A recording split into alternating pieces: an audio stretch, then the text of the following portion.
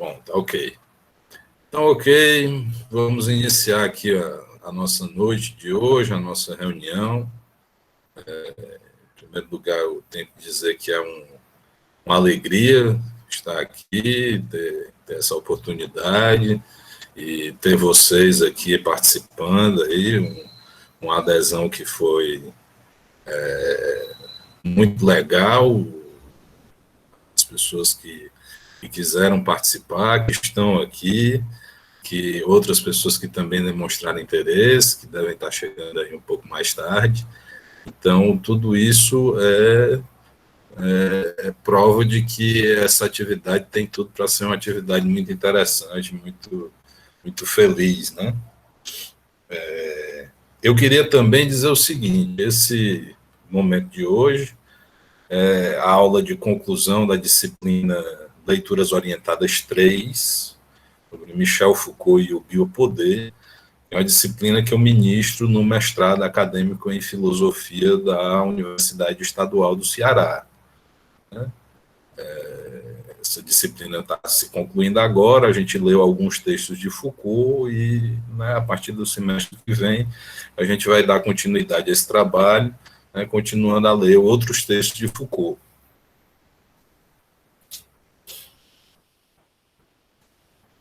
Hoje, portanto, a gente está encerrando o semestre dessa disciplina.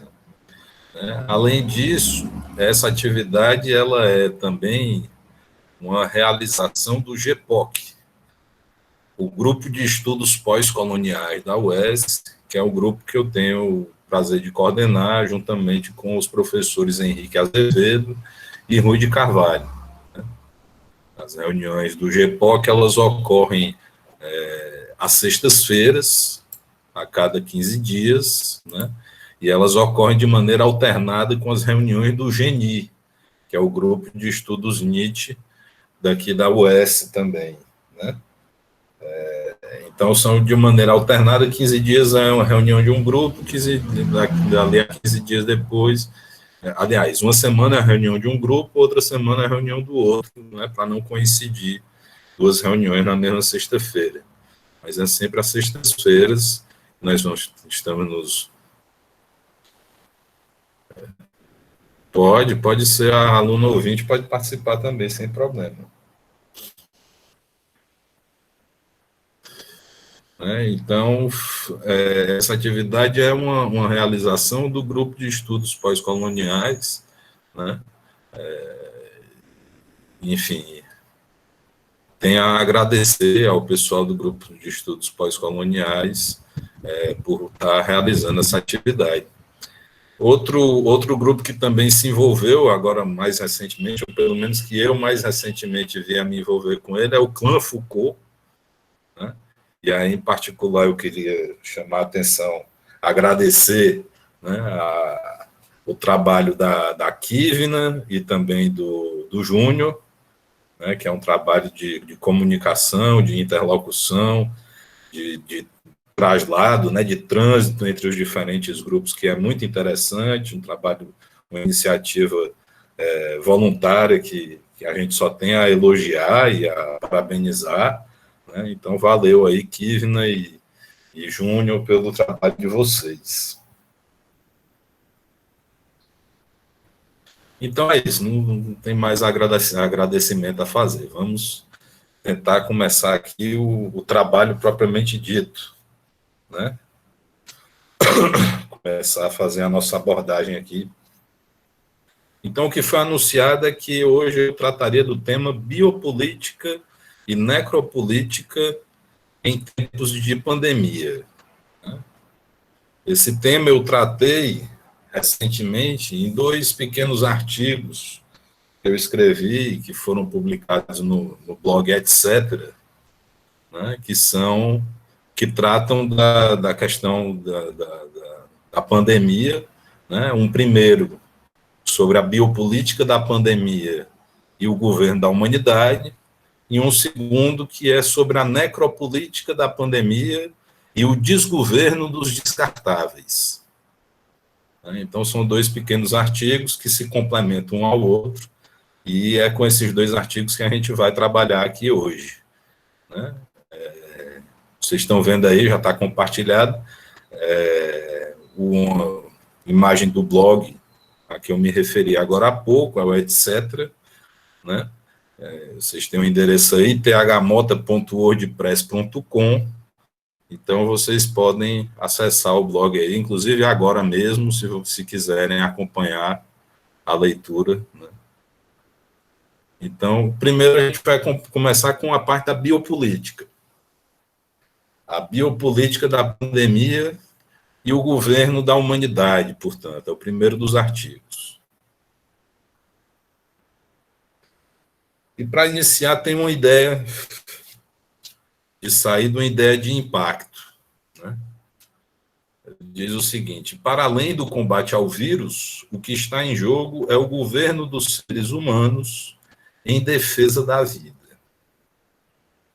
Né? O governo dos seres humanos, governo biopolítico das populações humanas, e em defesa da vida, entre aspas. E esse em defesa da vida aí é um trocadilho, se vocês me permitem, né? Vou fazer uma brincadeirinha aqui, né? É um trocadilho com o Em Defesa da Sociedade, de Michel Foucault. Né? No título original, Il faut défendre la société, né? No título original, vem entre aspas. E vem entre aspas, o título é entre aspas, exatamente porque essa frase não é uma frase de Foucault. Não é Foucault que está escrevendo um discurso em defesa da sociedade. Não, na verdade, o livro de Foucault, o discurso de Foucault, trata de outros discursos que foram feitos em defesa da sociedade. Discursos esses que incluem o discurso do nazismo e o discurso do stalinismo. Tanto o nazismo quanto o stalinismo eram em defesa da sociedade, entre aspas. E agora nós estamos falando também, no certo sentido, né, de um governo dos seres humanos em defesa da sociedade. Então, vamos começar aqui com a contextualização. O advento das armas nucleares marca a história das tecnologias de poder de maneira indelével. A bomba atômica, inventada em 1945, segue-se a Guerra Fria e a corrida armamentista. No início da década de 1960, já havíamos alcançado a capacidade de exterminar de uma só tacada toda a população do planeta. Bastava apertar um botão.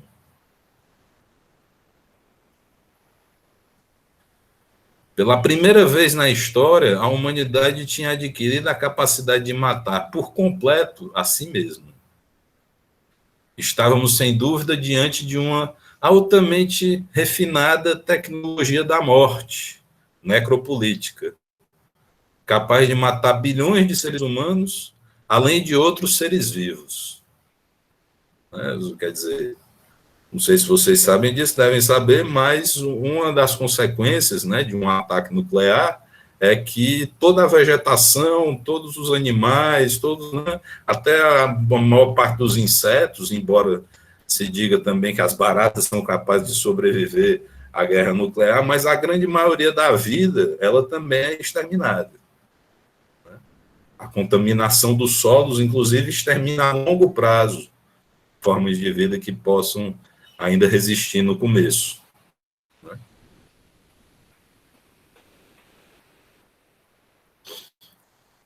Então é isso. Nos anos 60 já existia uma tecnologia que permitia à humanidade atacar o planeta inteiro, digamos assim. Né?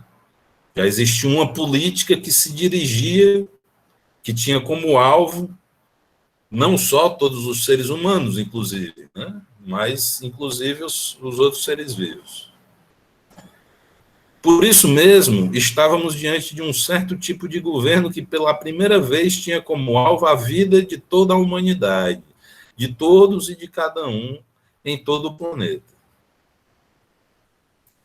As armas nucleares são uma espécie de coroamento do longo desenvolvimento de um tipo de poder que é muito antigo, mas que só naquela altura passava a incidir sobre a vida de todos os seres humanos.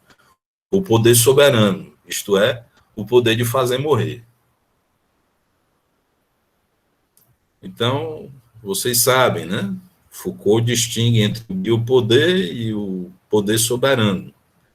O poder soberano é o poder de fazer morrer. O biopoder é o poder de fazer viver. Pois bem, esse poder soberano ele existe há muito tempo.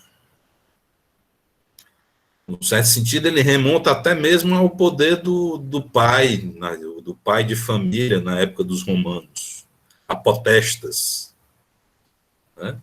Que se exprimia exatamente pela capacidade que o pai tinha de dispor da vida dos seus filhos, da sua mulher, dos seus escravos, né? Então, esse é o poder soberano. O poder soberano existe há muito tempo. Pois bem, com o advento da bomba atômica, o que a gente pode dizer é que o poder soberano chega ao seu ápice, ao seu auge. O poder de fazer morrer se torna agora um poder capaz de fazer morrer toda a humanidade. E o que eu estou tentando observar isso não é o fato de que toda a humanidade morra, mas o fato de que se trata de uma tecnologia de poder que incide sobre toda a humanidade, cujo objeto não é mais este ou aquele, não é um grupo, não é um indivíduo ou outro, também não é um grupo ou outro, não é uma nacionalidade ou outra, mas a humanidade inteira. Então, nesse sentido, o poder soberano chegou na frente, conseguiu alcançar esse objetivo antes do biopoder.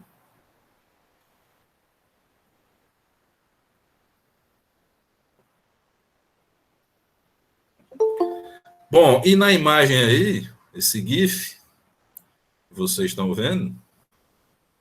Eu vou abrir aqui para ver se dá para a gente visualizar melhor. Esse GIF que vocês estão vendo, como antecipou já o Paulo aqui,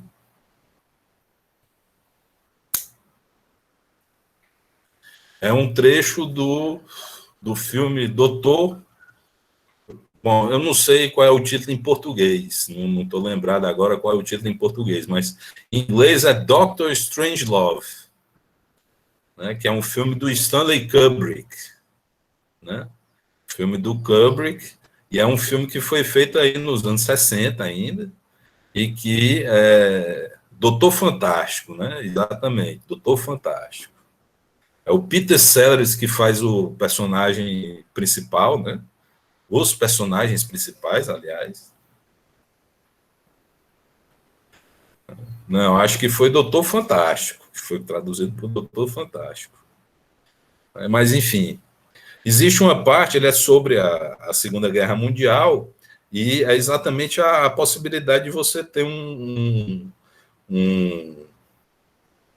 general meio maluco que resolva, por conta de questões próprias, por alguma opinião que ele tomou, uma decisão que ele tomou, resolva exatamente ordenar um ataque nuclear apertando apenas um botão. E ele vai lá e faz isso, e se desencadeia o ataque nuclear, e aí o que é que acontece? Quando ele passa a ordem do ataque nuclear, quando o avião que carrega a bomba está sobrevoando, né, o alvo, a bomba fica emperrada, fica presa no avião. E esse soldado aí, que usa um chapéu de vaqueiro, ele sobe em cima da bomba e fica fazendo peso, tentando derrubar a bomba, fazer a bomba cair. E aí, quando ele finalmente solta, é essa cena que vocês estão vendo aí. Quando finalmente solta, ele ainda fica lá como se estivesse num rodeio, entende? Como se estivesse montando num rodeio a bomba. Né? E lá vai a bomba de cima a baixo, destruindo tudo. Bom, mas voltando.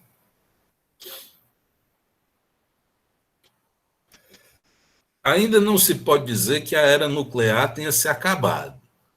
Existe muito armamento nuclear no mundo, principalmente americano, né?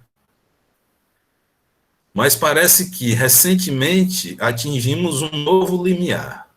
Talvez as políticas de combate a pandemia de Covid-19, que estão sendo testadas agora, já sejam indícios suficientes para que se fale no nascimento de um novo tipo de poder, ou de uma nova forma de governo, um governo da humanidade, que já não visa fazê-la morrer, mas, pelo contrário, fazê-la viver.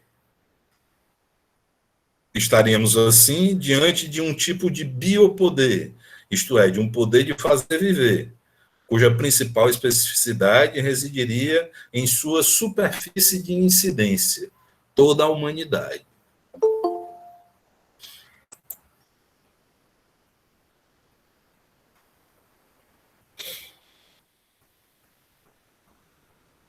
Né? Então, vocês entenderam qual é o raciocínio, qual é a hipótese que a gente está tentando articular aqui. Né?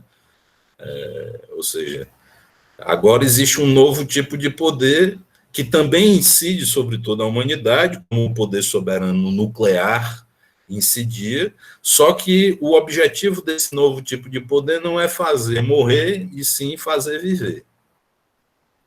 Né? Então, se trata de um biopoder que incide sobre toda a humanidade. Em Segurança, Território e População, Michel Foucault explica que toda racionalidade de governo resulta da conexão entre três elementos básicos: o alvo, os saberes e as técnicas. Então, a partir desses três elementos básicos, você tem uma governamentalidade, como dizia Foucault, né? Ou seja, uma tecnologia geral de poder. A gente pode ver aqui, com esse esquema, né, exatamente esses elementos. Né? Você tem uma espécie de triângulo da governamentalidade, uma certa triangulação, né? Onde no topo você tem o alvo, que é o objetivo de certas formas de saber e de certas técnicas de poder. Né? Então, tem os saberes, as técnicas e o alvo. Triângulo da governamentalidade.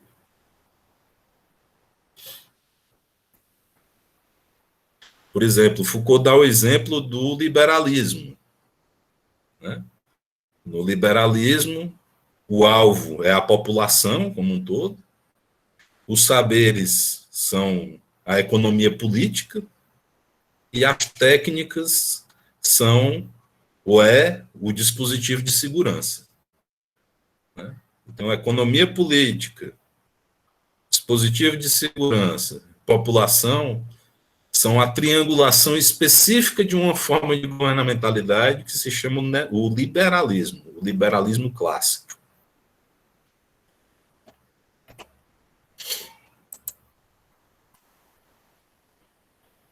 Agora, voltando.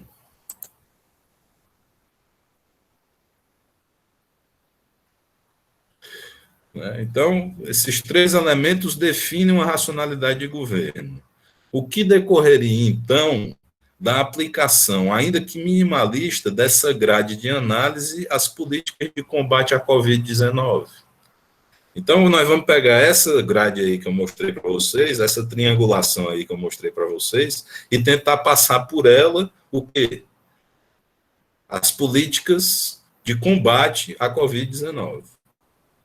Esse é o objeto aqui da nossa fala. Né?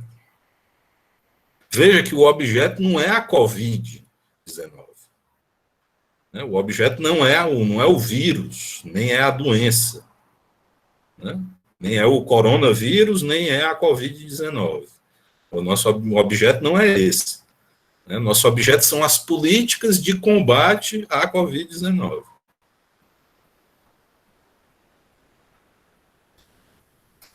É o que os estados, as empresas, as corporações, o SUS, etc., todo mundo vem fazendo para combater a Covid-19. Esse é o nosso objeto. Bom, em primeiro lugar, uma vez que a doença se alastrou rapidamente pelos 5 continentes, pode-se dizer que o alvo dessas políticas é toda a humanidade, ou seja, mais de 7 bilhões de pessoas, o que dá uma ideia do tamanho dessa tecnologia de poder. Então, é um tamanho avassalador, exatamente porque inclui a humanidade inteira. Isso significa que tais políticas se destinam, em princípio, a todos, independentemente de raça, sexo, classe, idade, deficiência, origem, religião, etc. Em um mundo onde os atores tradicionalmente considerados menores, o negro, a mulher, o gay, o trabalhador, etc., com suas diferenças, passavam finalmente a ocupar o primeiro plano, o grande tema da humanidade em sua universalidade volta com força total. Então, veja aí uma das consequências, né, uma das características desses tempos de pandemia, né, é exatamente que, né, esse discurso do diferente, né, das políticas identitárias, né, do negro, da mulher, do homossexual, esse discurso que parecia ocupar o primeiro plano, ele fica meio abalado, uma vez que as políticas de combate à Covid, elas se dirigem a todas as pessoas, independentemente de suas diferenças. Nesse sentido, vale lembrar, por exemplo, que nunca tínhamos estado, né, diante de um processo de vacinação que englobasse o conjunto da população mundial, ou seja, uma vacinação que fosse efetivamente universal.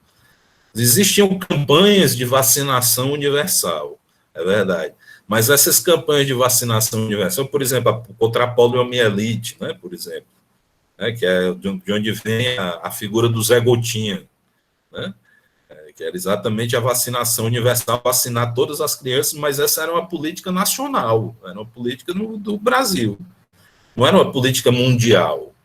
A política de vacinação contra a Covid é uma política mundial. Ela engloba todos os países. Claro que com diferenças, né, entre um país e o outro. Em alguns países essa política funciona melhor, em outros ela funciona pior. Mas, de todo modo, né, você tem uma política que se dirige a todos. Né?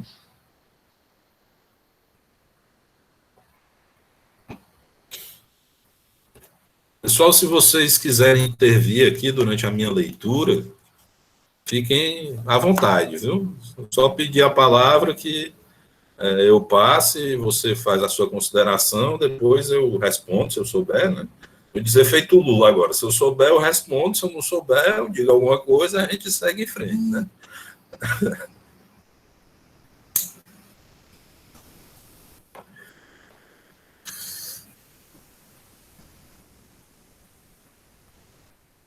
Bom, em segundo lugar, né, então, do ponto de vista do alvo, é isso. O alvo é a humanidade inteira. Em segundo lugar, que saberes são mobilizados e, ao mesmo tempo, embasam essas políticas? Temos aí a integração dos mais diversos saberes das ciências naturais, humanas e tecnológicas, e de diferentes instituições, universidades, centros de pesquisa, laboratórios, em torno de um objetivo comum. Então, você vê que as várias ciências se agenciam, né, para lidar com a Covid. As várias instituições científicas de produção de pesquisa, né, de produção científica, se agenciam para lidar com o coronavírus. Destacam-se a medicina, em particular a infectologia, obviamente, né, porque se trata de uma infecção viral, né, então você tem que ter infectologistas para lidar com a infecção pelo vírus. A farmacologia, que é necessária também para poder se desenvolver as vacinas. E a medicina social. E aí você vê uma disciplina que é do campo, né, das ciências da saúde, mas que tem toda uma interlocução também com as ciências humanas, do seu lado social, né, tentando exatamente abarcar a população de uma maneira mais ampla, né, com cuidados que vão além da vacina, que vão além do farmacológico, que vão além do tratamento da infecção.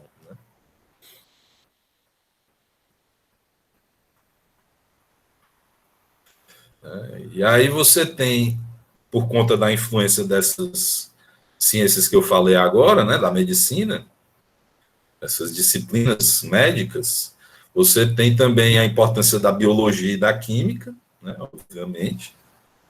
Né, a estatística e a computação também são muito importantes para você poder ter uma noção das proporções, né, da pandemia, dos ritmos de contaminação, da quantidade de contaminados, do ritmo da vacinação, etc. Então, você vai ter que ter estatística o tempo inteiro, e essa estatística ela só funciona se você tiver algoritmos.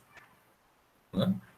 Você vai ter o uso do Big Data, né, como vem sendo chamado ultimamente, exatamente para possibilitar, né, a reunião, o armazenamento de informações sobre a pandemia, né, e a criação de algoritmos que permitam a navegação através desses dados. Então, você vai tendo todo um casamento aí entre estatística e computação que é fundamental. E, por fim, né, outro par de ciências aí que é importante e vale a pena destacar no que diz respeito à pandemia de Covid-19 ou são a psiquiatria e a psicologia, né, tratando aí, evidentemente, dos efeitos colaterais, né,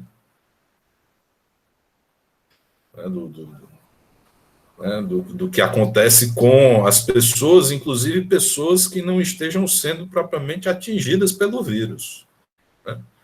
Só a pessoa de ser alvo de certas políticas, né, de uso de máscara, confinamento, etc., isso gerou uma série de problemas no nível dos distúrbios, das neuroses, né, no campo dos distúrbios, das neuroses, etc., das pessoas, de modo que a psiquiatria e a psicologia acabaram se tornando cada vez mais acessadas nesses tempos em que nós estamos vivendo.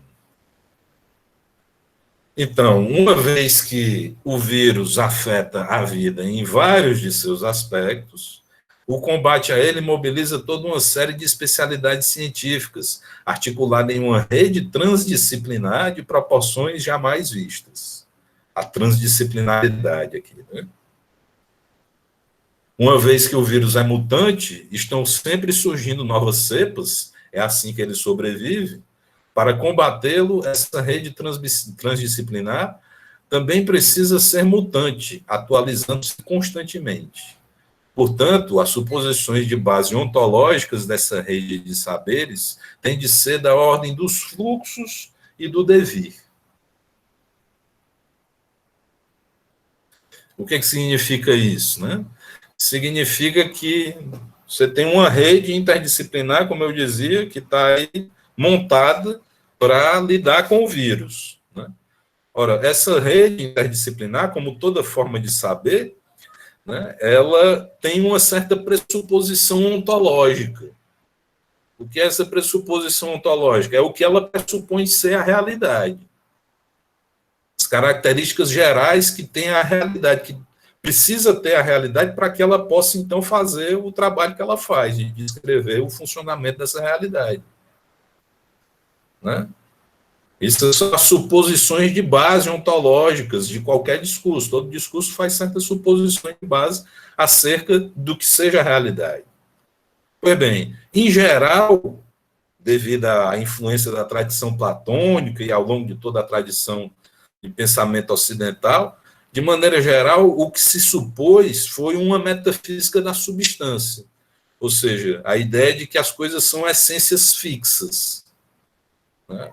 Os vários entes que constituem o mundo, né? O mundo é povoado por seres que têm essências fixas, imutáveis. Né?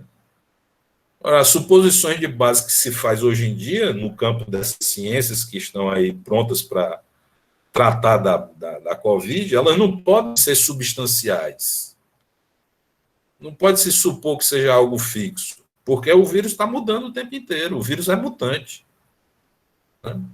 Então, tem que se supor que a realidade ela mesma é mutante, que que a realidade é da ordem do fluxo, do devir. Né?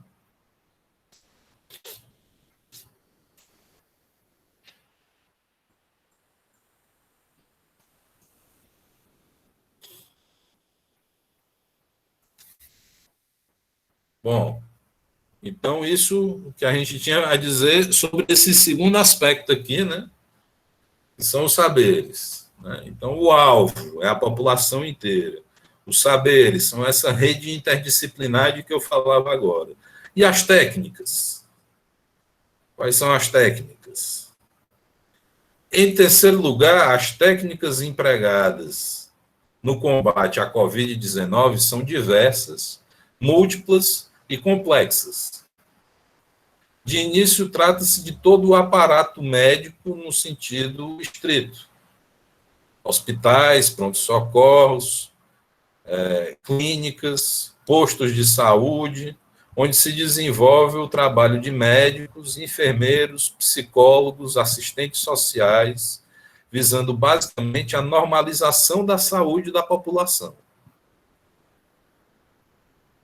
Então, todo esse pessoal profissional aí, né, que vai estar ligado a... Né, que não são só médicos, nem só profissionais da área de saúde, mas também envolve assistentes sociais e outros profissionais. Né? E também todo esse aparato institucional aí, né? Hospitais, pronto-socorros, postos de saúde. Aqui deve ser destacado o papel dos serviços públicos de saúde, os quais possibilitaram efetivamente, inclusive nos países mais desenvolvidos, que centenas de milhões de casos fossem atendidos. É digno de nota que no Brasil esse papel é exercido pelo SUS. Então, aí cabe ressaltar a importância do papel do trabalho do pessoal do SUS. Né? Se não fosse o pessoal do SUS, agora a situação estaria muito pior, né, do que o que está.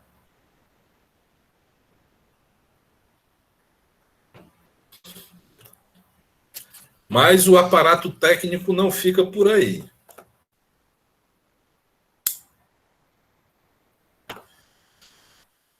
Em seguida, tendo em mira o planeta inteiro, o governo da pandemia atravessa diferentes fronteiras, tanto do ponto de vista das estruturas macropolíticas quanto micropolíticas.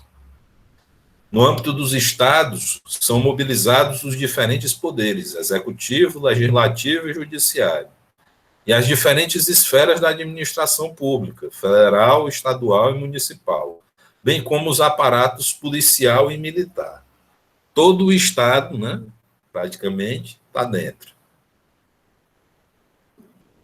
No plano internacional, os estados nacionais trabalham em cooperação entre si e conectados a organismos internacionais, OMS, ONU, Banco Mundial, etc. Os estados também se conectam a empresas e corporações de grande e médio portes, nacionais e multinacionais, bem como a organizações não governamentais, etc. Trata-se de uma rede institucional grande, densa e intricada. É interessante observar aí a participação das empresas, né? Não é só o Estado que combate ou se envolve nas políticas de combate à Covid-19. As empresas, várias empresas privadas, né, também se envolveram nesse processo. Desde grandes até pequenas. Ou médias, né? Por fim, outro elemento essencial na luta contra o novo coronavírus consiste no uso de tecnologias da informação e da comunicação, as chamadas TICs. Opa.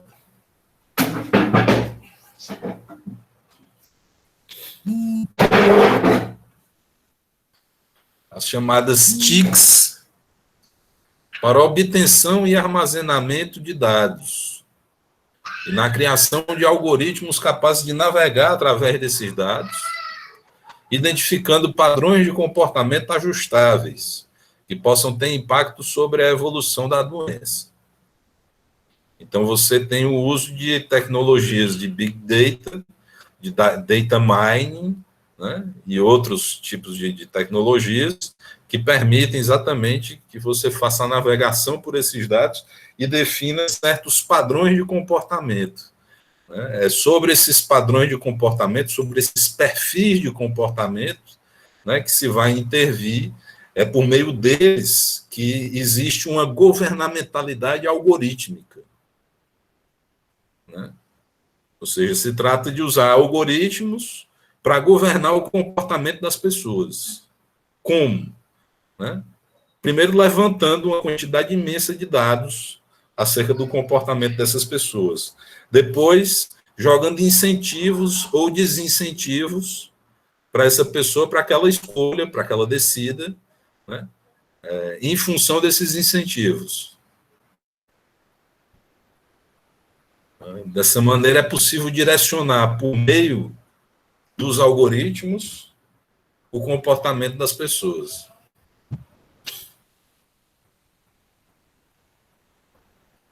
O tempo inteiro você está recebendo uma mensagem disso, mensagem daquilo, o tempo inteiro são mensagens que estão te chegando.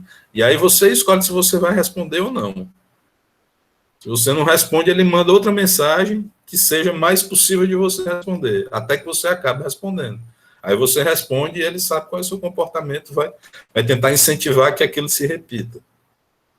Para isso é preciso que haja um certo padrão, ou seja, seja definido um certo perfil de comportamento, que inclusive não corresponde exatamente a nenhum indivíduo específico.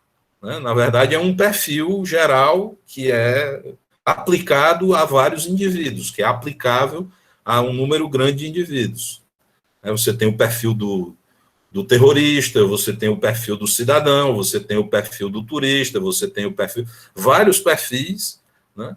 E em função desse perfil se vai governando o comportamento dos indivíduos.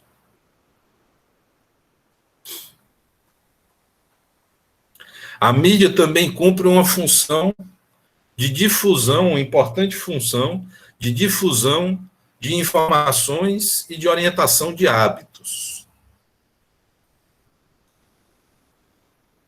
Em suma, o aparato técnico, público e privado, nacional e internacional, macro e micropolítico, transdisciplinar, disponibilizado para o combate à Covid é imenso, denso e complexo.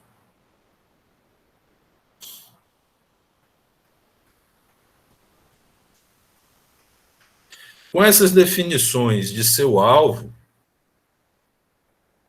toda a humanidade, de seus saberes, uma complexa rede multidisciplinar, de sua aparelhagem técnica, médico, político, computacional, o governo da pandemia não demorou a produzir efeitos em massa. Sem dúvida, houve uma grande mudança no comportamento da maioria das pessoas. O uso de máscaras, a lavagem frequente das mãos, o uso de álcool em gel, o distanciamento e o isolamento sociais, as restrições no ambiente de trabalho, etc. Bilhões de pessoas vivem há quase 2 anos praticamente confinadas em seus próprios lares. A liberdade de ir e vir foi restringida, assim como as interações humanas.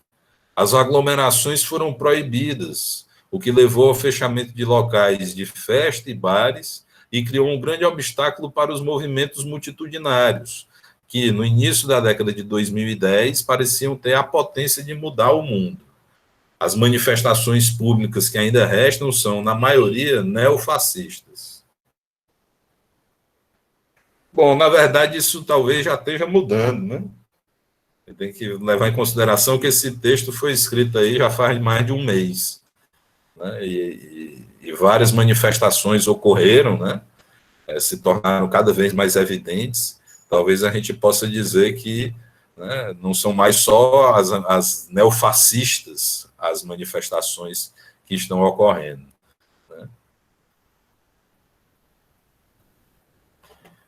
Inclusive, dia 24 tem mais. Exatamente. Em todo caso, né, foi criado um obstáculo aí, não sei se de forma intencional ou não, mas surgiu um grande obstáculo, um certo impasse, né, para esse tipo de movimento, uma vez que aglomerações estão proibidas, né? Não pode se aglomerar, ou pelo menos isso não é recomendável do ponto de vista científico. Então, como fazer, né? Esses movimentos eles pareciam ser exatamente os movimentos multitudinários, né, que eram capazes de, né, que tinham aquela potência, né, aquele vigor, tá entendendo? Que daria e geraria a possibilidade de um mundo novo. Né? Mas esses movimentos com a pandemia se viram muito dificultados. Né? O argumento aqui é nesse sentido. Com a prática dos toques de recolher e dos lockdowns, houve o fechamento do comércio e dos serviços considerados não essenciais, o que acarretou a limitação das atividades de trabalho e levou ao aumento das taxas de desemprego. Isso dá uma noção das proporções dos efeitos que as políticas de combate à Covid-19 já tiveram e terão sobre as populações. Aumento do desemprego, né? Vale salientar, então vocês veem aí a imagem, né? Essa imagem é na China, né? E aí é curioso porque você pode ver que, né, sempre tem alguém que não está usando máscara, entendeu? Vai sempre ter um que não vai aderir, mas a grande massa, né, adere. Mas sempre vai ter um que não, né?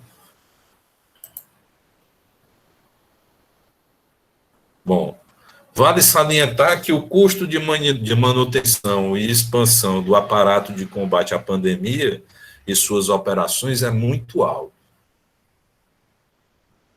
Em países pobres, cresceram a fome, o número de pedintes e a quantidade de moradores de rua. Só os ricos ficaram ainda mais ricos com a pandemia, o que demonstra que não se mexeu nos fundamentos do processo de acumulação de capital, embora o comércio das vacinas tenha ocasionado a transferência internacional de vultosas somas de dinheiro. Pode-se dizer que os focos de concentração de poder da geopolítica multipolar atual coincidem com os fabricantes das principais marcas de vacinas: Estados Unidos, China, Reino Unido e Rússia. Mas, em geral, o que existe é uma recessão na economia mundial e um expressivo aumento do endividamento dos Estados. Nunca a ideia de que se pode salvar, de que se deve salvar vidas a qualquer custo, tinha sido capaz de convencer tantos neoliberais. Com a pandemia, o déficit fiscal, o motivo efetivo do impeachment de Dilma em 2016, que não foram as famosas pedaladas contábeis, mas o conjunto da obra, como se dizia na época, né, como os deputados de direita diziam na época, parece ter se tornado um problema maior, inclusive no discurso da mídia, ou melhor, parece ter se tornado um problema menor, inclusive no discurso da mídia, que sempre insistiu nesse ponto. De repente, a concepção de gasto público parece ter mudado. Quer dizer, isso é uma coisa curiosa, um ponto interessante, né? Com a pandemia, essa pauta da crítica ao gasto público, né? Veja que só você define aí já o gasto, né? Como sendo um gasto. Não se trata de um custo, mas de um gasto. É um gasto desnecessário. Então, o discurso neoliberal vai dizer que, né, esses gastos públicos devem ser evitados a qualquer preço. Mas com a pandemia esse discurso mudou. Com a pandemia se passou a aceitar cada vez mais esse endividamento dos estados.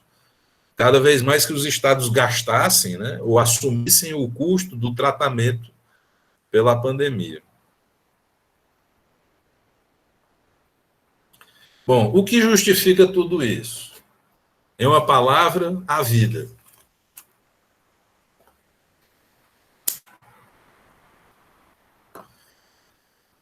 Desde que um novo vírus declarou guerra contra a humanidade, porque foi isso que o coronavírus fez, declarou guerra contra a humanidade, né? Uma parte da natureza está em guerra contra nós, né? Nos tornamos uma espécie em risco de extinção. Pelo menos é isso o que vai dizer, ainda no início da pandemia, Jeremy Rifkin, que advertia que já estávamos lidando concretamente com o problema da extinção da humanidade. No ano passado, né? A extinção da espécie humana havia começado, embora não fosse a pandemia de Covid-19 que fosse levá-la a cabo.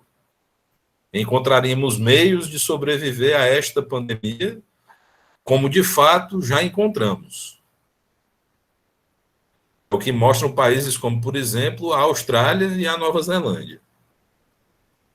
Entretanto, seria possível depreender do modus operandi do coronavírus um modelo geral da extinção da espécie humana. Quer dizer, um vírus que surgiria de maneira inesperada e se alastraria rapidamente por todo o planeta. Esse seria o modelo da extinção da espécie. Daí a importância do aprendizado que estamos tendo com essa experiência. Aprendendo a lidar com essa ameaça, estaremos aptos a lidar com outras.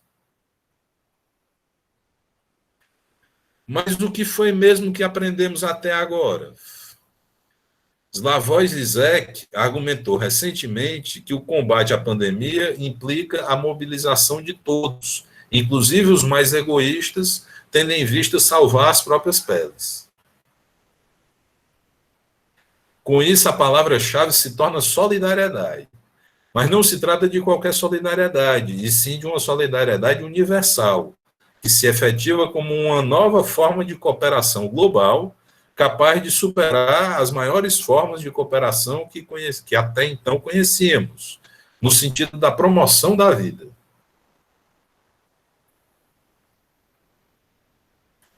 Pelo menos é o que diz o Zizek, né?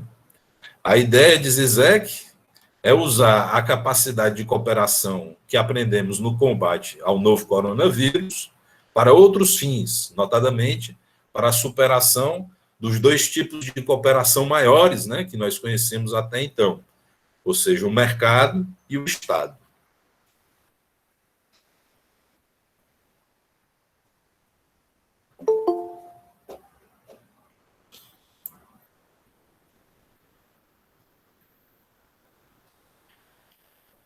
Seria isso mesmo? Tanto a perspectiva de Rifkin quanto a de Zizek apontam para um futuro relativamente distante.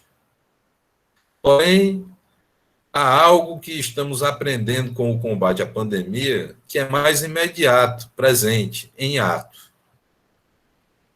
Com efeito, trata-se de um modelo, mas não do modus operandi do vírus, e sim da estrutura e do funcionamento da forma de cooperação que torna possível combatê-lo. E que cooperação é essa?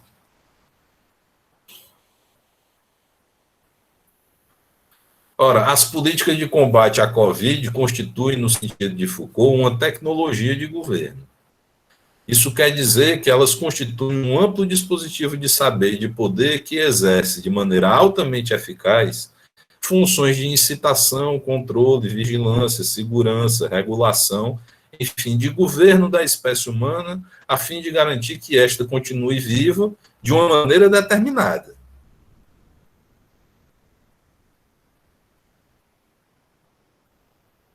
É nesse sentido que o combate à pandemia não visa somente o vírus. Ele implica, sobretudo, o governo dos seres humanos. Assim, parece que estamos diante de um modelo novo, mas trata-se de um novo modelo de poder que se exerce com espantosa eficiência sobre toda a população humana.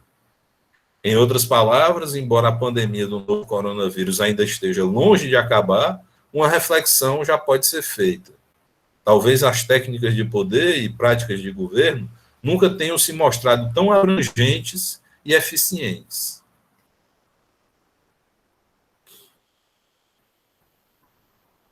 Ou seja, estamos diante de um novo tipo de poder, de uma nova tecnologia de governo que é avassaladora, né? Que é capaz de englobar a população inteira, altamente abrangente, e que é muitíssimo eficiente. Por que é eficiente? Né? Aí você pode dizer, não, mas no Brasil está aí o número de 300 de 500, melhor dizendo, 530 mil mortos, você pode falar de eficiência. Bom, o Brasil não é o único caso no mundo, né? Existem casos de países de países que foram muito mais bem sucedidos no combate à Covid. Mas você pode observar as coisas também sobre um outro ângulo. Quer dizer, se você considerar que as vacinas foram produzidas com a velocidade que foram, né, uma vacina geralmente leva 4 anos para ficar pronta, né? 4, 5 anos para ficar pronta. As vacinas ficaram prontas em cerca de 1 ano. Né? Então foi extremamente rápido, extremamente ágil, né? A reação da humanidade exatamente quando se viu ameaçada de extinção. Né? No total, se você considerar no total, parece extremamente eficiente. Outro aspecto da eficiência, está todo mundo em casa. Está todo mundo usando máscara, está todo mundo usando o álcool gel. Né? Então, esses são efeitos muito concretos, né, que derivaram nessas políticas.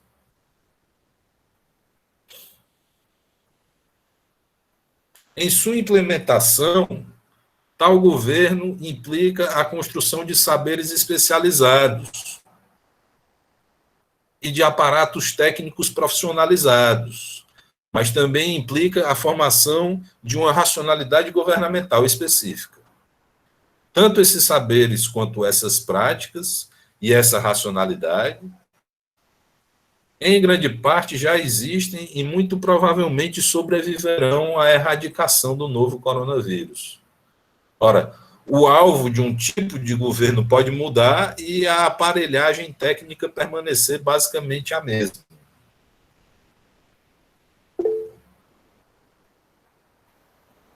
Portanto, a questão aqui é o que vai restar dessas políticas de combate ao coronavírus depois que a pandemia acabar.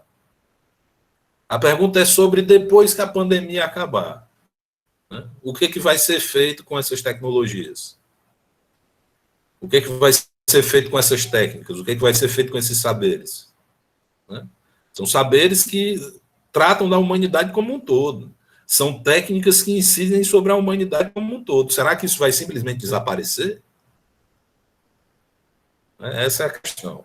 Mas antes de tentar dar uma resposta a essa questão, vamos aqui, que alguém levantou a mão, foi o Paulo. Diga lá, Paulo. Bem, amigos, boa noite. Esse ponto que você destaca, Tiago, a respeito da permanência dessa aparelhagem, dessas técnicas, desses saberes, né?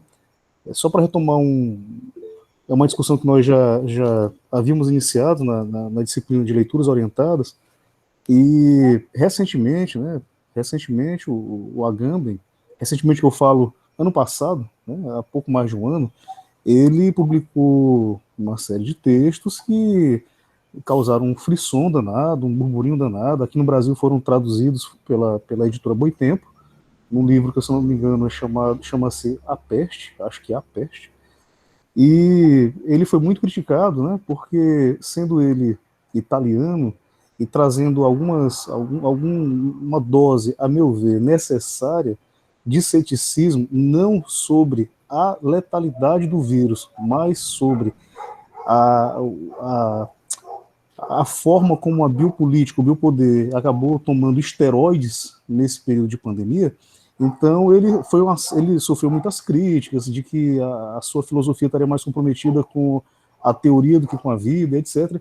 E, a meu ver, ele trouxe uma reflexão muito importante, de que em nome da existência biológica, né, em nome da vida, em termos biológicos, a gente aceita reduzir a generosidade da vida à mera sobrevivência biológica. E eu digo isso, né, porque ainda que o Agamben tenha sido alvo de críticas, por exemplo, eu não vi o Zizek sofrer, acho que o Agamben foi um pouco mais incisivo no aspecto, se o Zizek, por um lado, ele enxerga na pandemia a possibilidade para a construção de bases mais solidárias de um novo viver, o Agamben, já um octogenário, ele traz uma reflexão muito pessimista, que é uma reflexão que eu penso que deva ser feita. Qual reflexão? É de que a pandemia, ou pelo menos essa Covid experience, né, essa experiência que todos nós estamos tendo como pandemia, ela vai acabar, ainda que eu tenha a impressão que o vírus continuará, campanhas de vacinação continuarão, mas experimentado como pandemia, em algum momento, né, desaparecerá essa experiência como pandemia. No entanto, os aparatos técnicos, disciplinares, os saberes que estão envolvidos nesse gerenciamento populacional, né, nessa engenharia social, isso me parece que não vai desaparecer. Então, o que não se entende é que se parece inoportuno refletir sobre esses temas agora, no olho do furacão. Tudo isso vai passar em algum momento, mas as estruturas de controle permanecerão.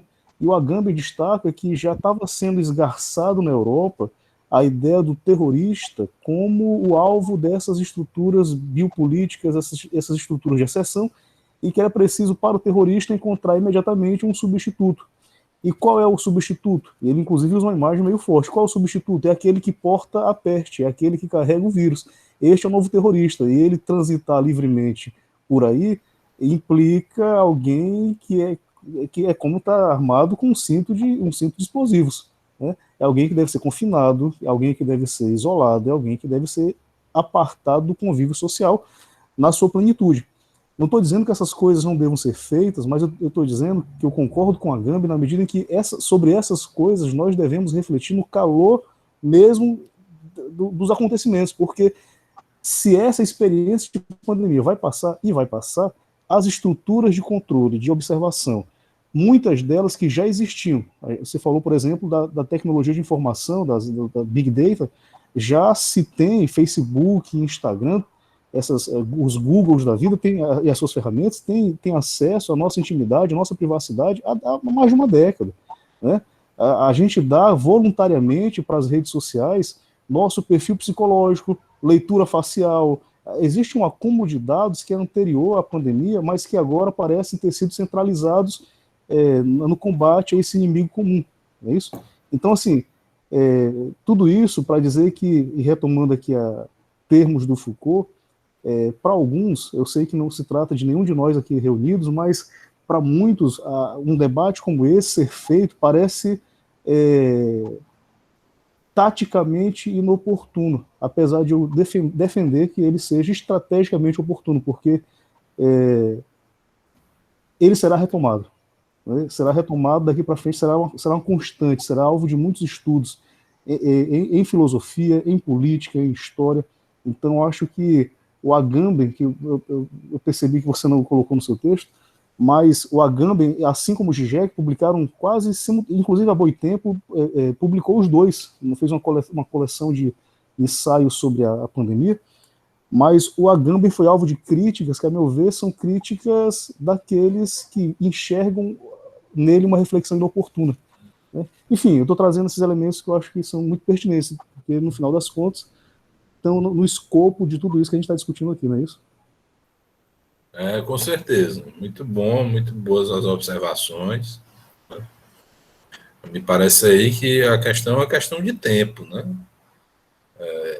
Com relação à estratégia, né? Ou seja, a estratégia a pouco prazo, a curto prazo, ela talvez possa funcionar, né? Se for uma estratégia no sentido de ressaltar a importância das medidas de combate, etc., né? Mas a longo prazo isso já começa a preocupar. Mas vamos ver aqui o final do texto. Então, quanto a isso, vale lembrar algo que Foucault narra, né, na História da Loucura. O que vai ser feito, a questão que a gente colocava era o que vai ser feito com essa aparelhagem de biopoder, né, que possibilitou o combate à Covid, depois que a Covid acabar. Com relação a isso, vale lembrar algo que Foucault narra na História da Loucura. Até o final da Idade Média, os leprosos eram simplesmente expulsos para fora dos muros das cidades. Já na Idade Clássica, com as demarcações territoriais dos estados nacionais, surgem os leprosários, isto é, asilos em que os leprosos viviam e eram tratados no interior das cidades. Com o desenvolvimento da medicina, a lepra é erradicada da Europa em meados da Idade Clássica.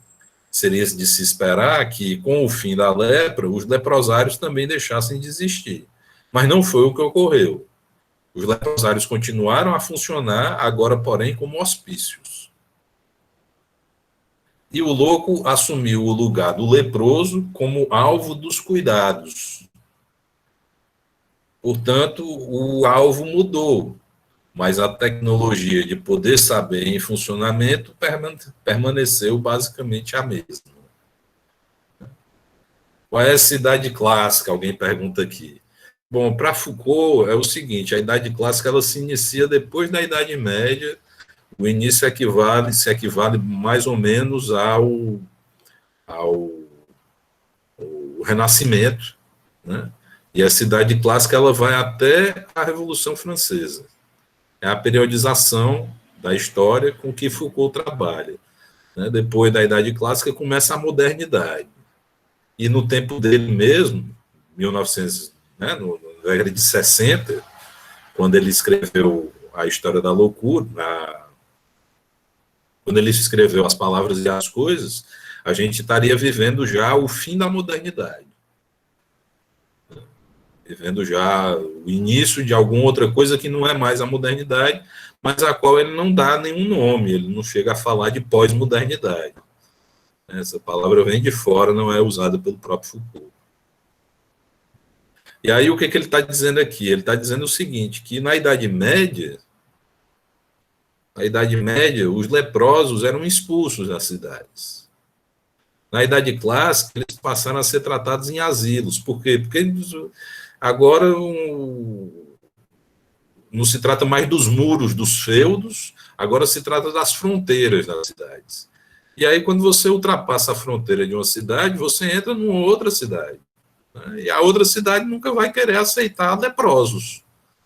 Então, não dava mais para expulsar os leprosos, simplesmente. Não dava mais para banir os leprosos, simplesmente. Porque para onde quer que eles fossem mandados, ia ser sempre o território de algum estado. Então, como foi que se fez? Se passou a tratar dos leprosos no interior das próprias cidades. Aí que se construíram os leprosários, que eram os lugares onde onde era possível que se fizesse isso, que se tratasse dos leprosos. Aí era de se esperar o quê? Que com o fim da lepra, com a lepra sendo erradicada, os leprosários também deixassem de existir, mas não foi o que ocorreu. O que ocorreu foi que os leprosários continuaram a existir, só que agora como hospícios. O louco veio a ocupar o lugar que era o lugar do leproso. E aí, né, voltando agora rapidamente à intervenção do Paulo, a gente pode dizer que, mantendo-se a tecnologia de combate à Covid, mesmo que a Covid seja erradicada, é possível que algum outro venha a ocupar o lugar do doente de Covid. Esse outro pode ser, por exemplo, o terrorista.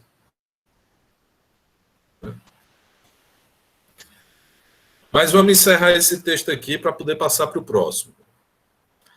Por fim, podemos perguntar: o que será do aparato de combate à Covid quando a pandemia terminar?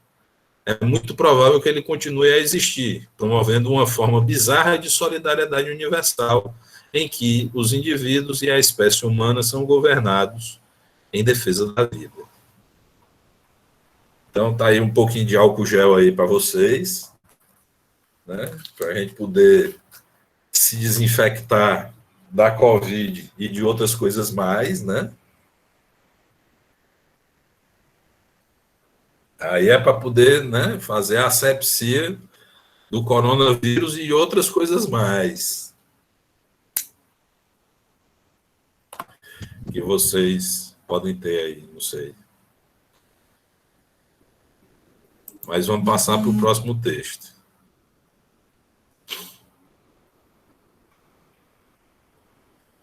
Então, a necropolítica da pandemia e o desgoverno dos descartáveis. Agora é esse texto que a gente vai ver. Né? E aí tem uma frase aí de saída, né? Uma manchete, não sei como é o nome disso. Se toda biopolítica supõe o exercício de alguma forma de governo, a necropolítica, além de supor uma forma de governo, também supõe, em condições coloniais, uma forma de não governo, ou de desgoverno. Então, aqui é um texto que vai gerar muito em torno dessa noção de desgoverno, né, que a gente propõe aqui. Pode-se dizer que o biopoder, em sua versão mais atual, parece integrar uma ampla tecnologia de gestão que visa governar toda a humanidade, ou quase, em defesa da vida. Já argumentamos nesse sentido. Aí o link aí é para voltar lá para o texto que a gente acabou de ler. Esse link aqui, né? Porém, nem de longe pode-se afirmar que o biopoder seja o único tipo de poder que nos governa. De um lado, porque o nascimento do biopoder, o poder de fazer viver, não acarreta a supressão do antigo poder soberano, o poder de fazer morrer.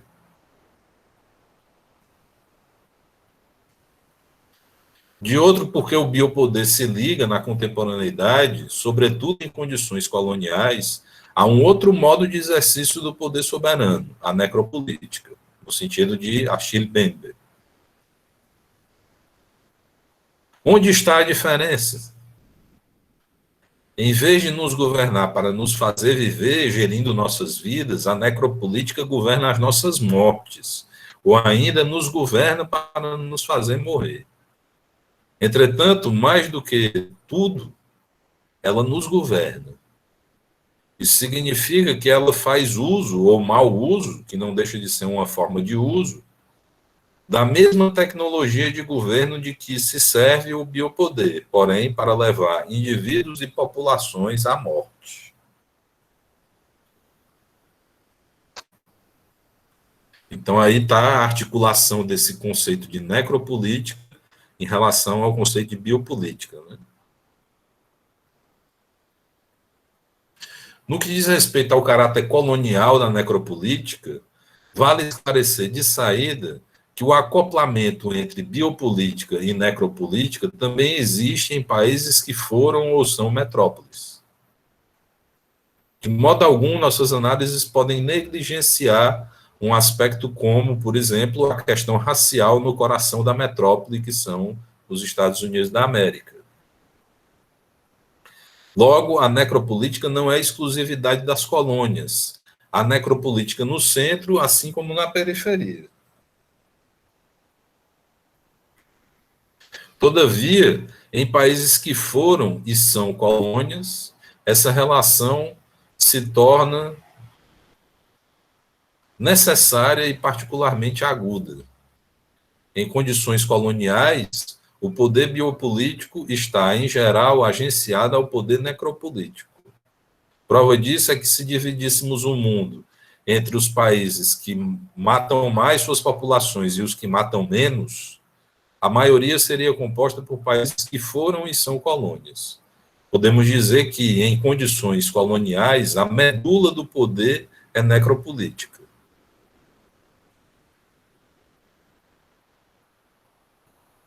Então, vocês entenderam o argumento aí, né? Quer dizer, não se trata de dizer que só existe necropolítica nas colônias.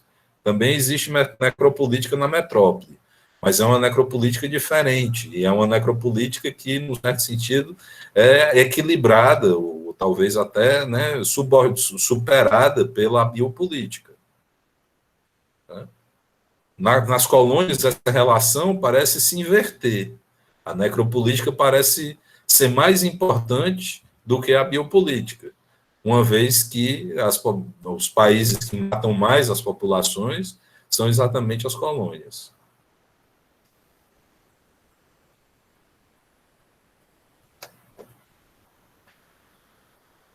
Considerando o caso das políticas de combate ao novo coronavírus no Brasil, vê-se que a biopolítica se acopla a uma necropolítica da pandemia. Trata-se de fazer viver uns em detrimento de outros, de que não se trata de apenas deixar morrer, mas de fazer com que morram. O acoplamento entre biopolítica e necropolítica é o que possibilita a tecnologia de poder em uso governar não apenas os que são governáveis ou normalizáveis, mas também os ingovernáveis, os incorrigíveis, as anormalidades irreversíveis, os desvios contumazes, os invisíveis, em uma palavra, os descartáveis. Não é por acaso que entre nós o maior número de vítimas da pandemia se conte entre negros, indígenas, pessoas de baixa renda e de baixa escolaridade. Então, vocês têm aí uma foto que foi tirada de uma perspectiva aérea de um enterro coletivo na cidade de Manaus, há poucas semanas.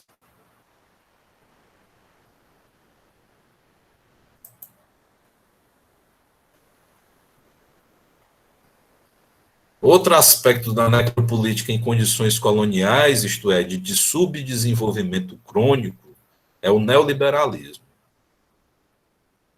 É esse que define o que se deve entender por descartável. No sentido neoliberal, descartável é todo indivíduo que não apenas está desempregado, mas que não consegue mais encontrar um emprego. É alguém que se encontra fora do mercado atualmente e não vai voltar a ele. Sem dúvida, o que fazer com os descartáveis é uma das principais questões que estão agora na pauta oculta da maioria dos governantes do planeta, assim como a questão da solução final esteve outrora explicitamente na cabeça do alto escalão do Estado nazista. O que fazer com os descartáveis? Com aqueles que, né, não têm destino a dar. Né? Ora, se a biopolítica governa aqueles que não são descartáveis, os empregáveis, tendo em vista fazê-los viver, a necropolítica é o que se encarrega dos descartáveis, fazendo-os morrer. É aí que a necropolítica da pandemia se alia ao neoliberalismo, tal como se pratica no Brasil. A má gestão da pandemia, o acesso dificultado ao tratamento e às estruturas de atendimento médico, a lentidão na compra e na distribuição de vacinas, etc., tudo isso pode ser lido como parte de uma política neoliberal de governo, ou ainda de desgoverno, que visa fazer deliberadamente um grande descarte populacional, isto é, eliminar os descartáveis ou, pelo menos, reduzir o seu número. Então, você tem uma política de desgoverno, né? A incompetência, né, e a corrupção não são apenas casuais ou circunstanciais, elas são uma forma de governo, elas são uma política.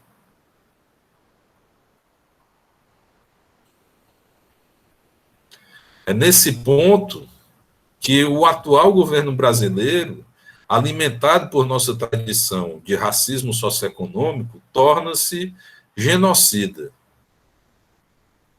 Descartáveis são especialmente os pobres. E mesmo que se diga que não havia nada planejado nesse sentido, pouco importa. Os efeitos necropolíticos já estão aí, centenas de milhares de mortos e milhões de contaminados. Também se pode dizer que, em todo caso, o que o Estado sempre faz é a gestão da barbárie. De acordo. Porém, muitos exemplos internacionais, China, Reino Unido, Alemanha, Cuba, etc., mostram que uma pandemia, ou seja, a barbárie, pode ser gerida de uma maneira ou de outra. No Brasil, a estratégia adotada, infelizmente, está entre as piores possíveis.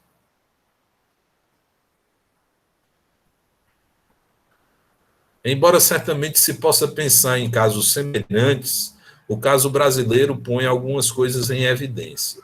Aqui a biopolítica, a necropolítica e o neoliberalismo se juntam ao neofascismo. De forma muito elementar, pode-se dizer que o fascismo é, por excelência, a forma autoritária de legitimação do poder. O fascista é quem decide simplesmente porque ele é quem decide. É um círculo vicioso. O fascista não sabe porque ele é aquele que decide. Não é capaz de dar razões ou argumentos que o justifiquem. Ele só sabe que ele é aquele que decide. Eu mando porque sou eu que mando. Isso é que é um fascista. Então ele decide, e suas decisões passam a vigorar, desde que uma máquina administrativa e uma população estejam subordinadas a ele. Após o fim da Segunda Guerra Mundial, o fascismo parecia morto, mas o procedimento de legitimação fascista permaneceu vivo no stalinismo e foi sempre defendido pela extrema-direita, que voltou a reger o poder estatal em vários países em meados da década de 2010. Entre nós, o neofascismo continua no comando até 2022, pelo menos. Agora aqui é a hora que vocês precisam usar o álcool gel. Né? Agora é a hora de usar o álcool gel. Bom, o neofascismo brasileiro se alia ao neoliberalismo, municiando com um poder soberano e toda uma aparelhagem necropolítica que possibilita a promoção de uma dupla agenda. De um lado, trata-se da agenda da gestão da riqueza, ou ainda para a riqueza, que incentiva a acumulação do capital pelas vias da desregulamentação financeira, privatizações e investimento público.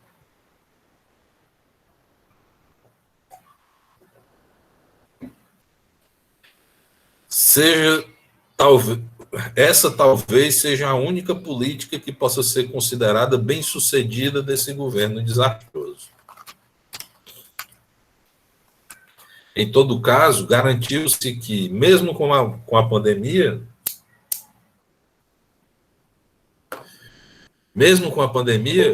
os mais ricos ficassem ainda mais ricos. Por outro lado, trata-se da agenda da gestão da pobreza. Né? De um lado é a gestão da riqueza, do outro é a gestão da pobreza, que não tem nenhuma intenção de zerá-la, como outrora havia o programa Fome Zero. Né? Não tem nenhuma intenção de zerá-la, optando por mantê-la em níveis toleráveis. É nesse caso que a necropolítica se aplica com todo vigor, através de práticas de governo discriminatórias e segregadoras, que operam cortes populacionais e fazem funcionar a exclusão social. Cabe dizer que muitas vezes essas práticas assumem simplesmente a forma do abandono ou do desamparo. É nesse contexto que uma gestão inoperante e corrupta, como a da pandemia de Covid-19 no Brasil, encontra seu papel necropolítico. Se toda biopolítica supõe o exercício de alguma forma de governo, a necropolítica, além de supor uma forma de governo, também supõe, em condições coloniais, uma forma de não governo, de desgoverno.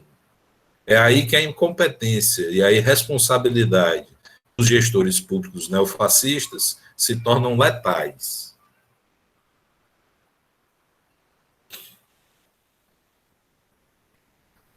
Quer dizer, a mesma ideia, né?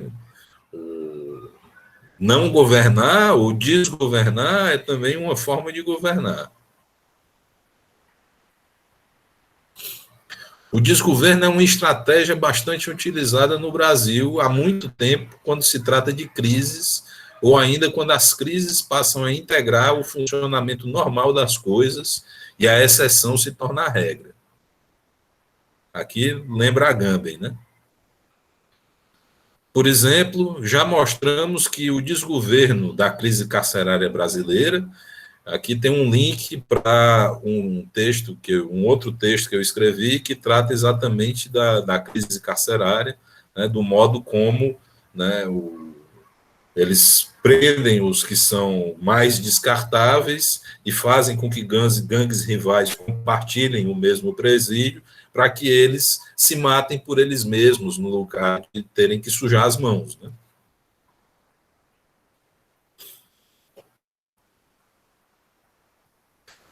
Então, já mostramos que o desgoverno da crise carcerária é, com efeito, um método para descartar a parte mais indesejável da população, sob o manto de uma Constituição ambígua que faz da proibição da pena de morte uma simbólica cláusula pétrea. Gestão neoliberal das penas. Na prisão brasileira, o laissez-faire assume a forma terrível de um deixai que se matem a si mesmos.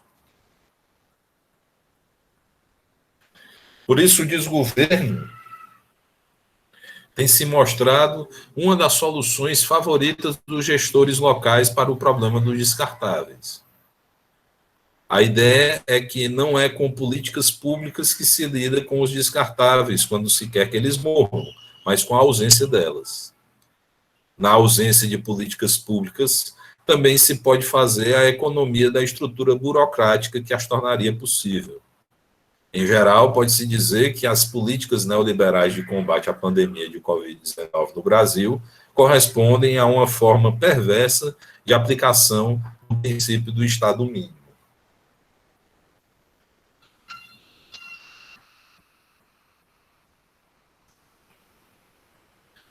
Vale lembrar ainda um dos aspectos mais importantes da ideologia que dá suporte ao desgoverno neofascista brasileiro: o negacionismo dos chamados terraplanistas.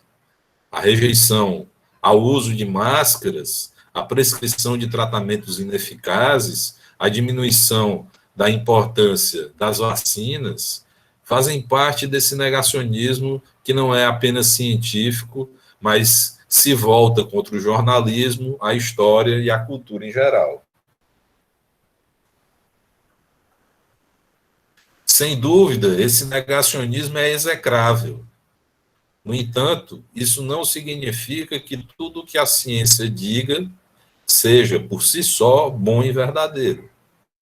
É preciso ter cuidado para não cair na esparrela oposta, que é a alienação cientificista, ou seja, a logofilia. De um lado, porque o cotidiano das ciências é composto muito mais por discussões do que por verdades. São raros os consensos e modestas as convicções. De outro lado, porque, historicamente, as ciências integram formas de dominação, que as reforçam e são legitimadas por elas.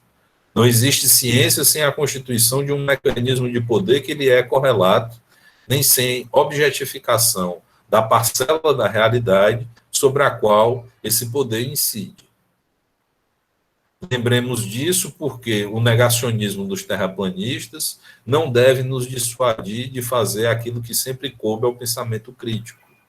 A advertência a ser feita é esta: a misologia dos negacionistas não deve nos impedir de fazer a crítica às ciências, uma vez que essa é um pressuposto incontornável, por exemplo, da análise da emergência de novos mecanismos de poder. Né? Quer dizer, O negacionismo não pode nos dissuadir, ou não deve nos dissuadir, de fazer a crítica do poder, né? A crítica das ciências e, por intermédio dela, a crítica do poder. Bom, então, acabamos aqui a nossa leitura.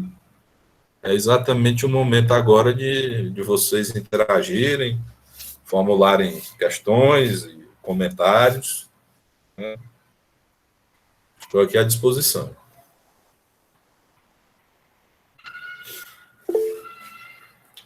Diga lá, Paulo.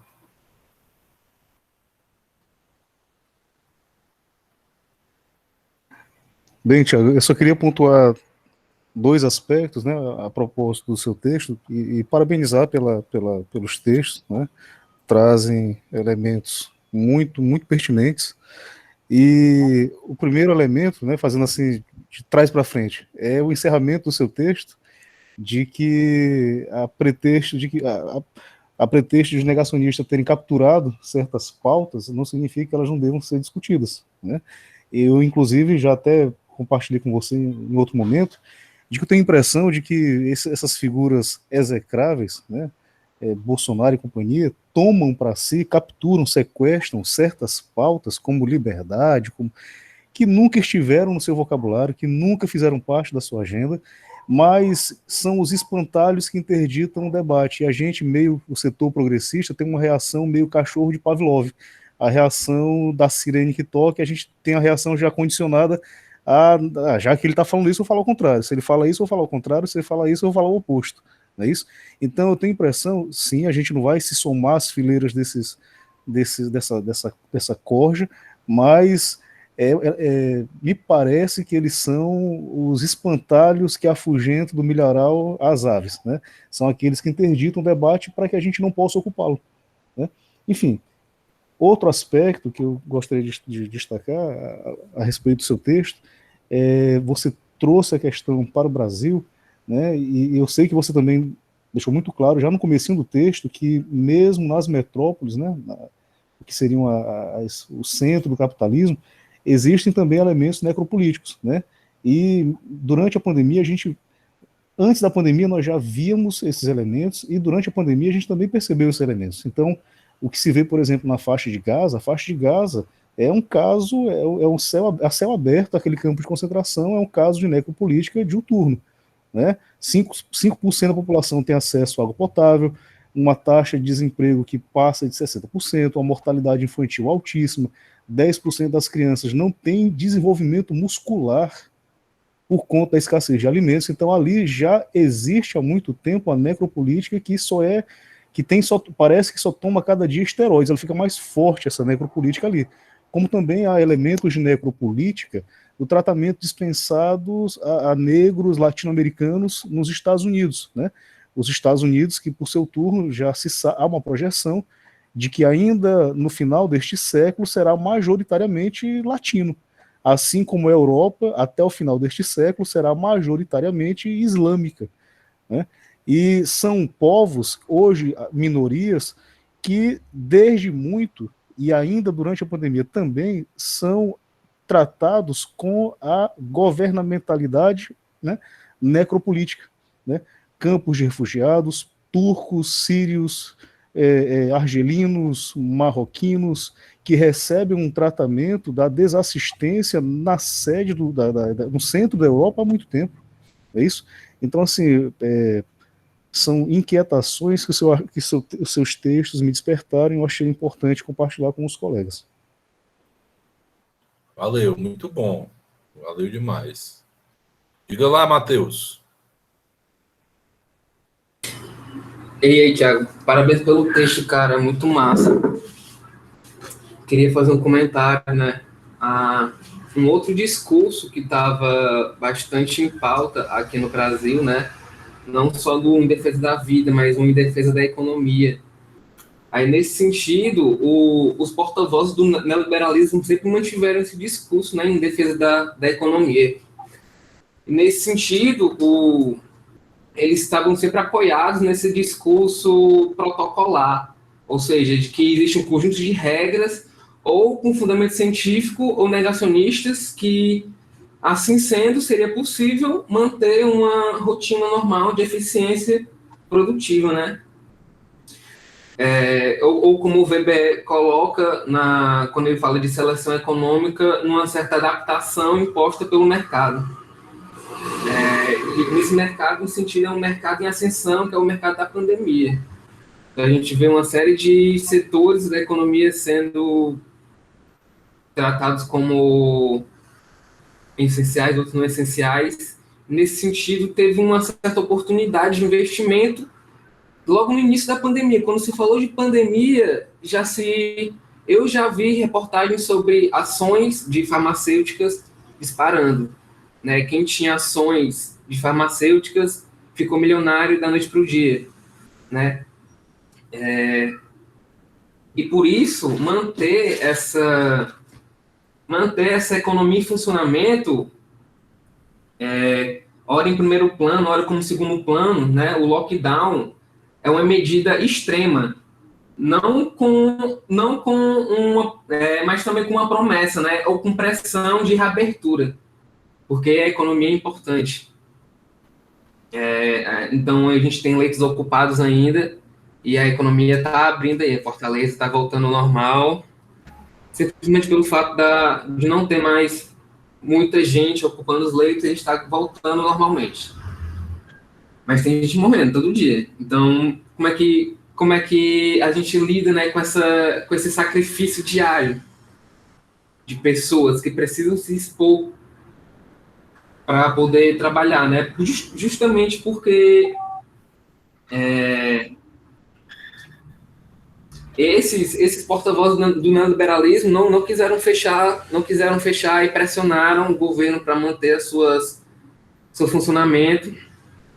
E quando tu falou sobre o desgoverno dos descartáveis, isso dialoga um pouco com minha pesquisa do Benjamin na religião capitalista. Quando a gente está tratando nesses termos de crítica da religião capitalista, a gente fala sobre sacrifício.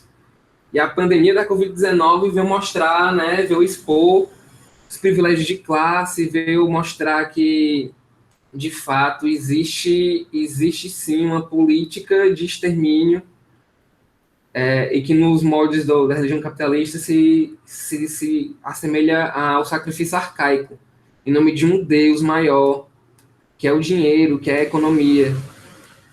Esse seria meu comentário. Valeu, boa noite. Valeu demais, Matheus. Bom, excelente comentário, né? Eu teria... Enfim, eu assino embaixo dos comentários aí que vocês fizeram, né? São complementações excelentes, eu acho que convergentes em relação ao que eu disse, né? Eu teria só a observar o seguinte, que a necropolítica, ela não apenas visa a morte, né? Mas ela visa, num certo sentido, a piora, né? A dificultação das condições de vida dos descartáveis, daquelas camadas de vida, daquelas camadas sociais que não se quer fazer promover, não se quer que viva.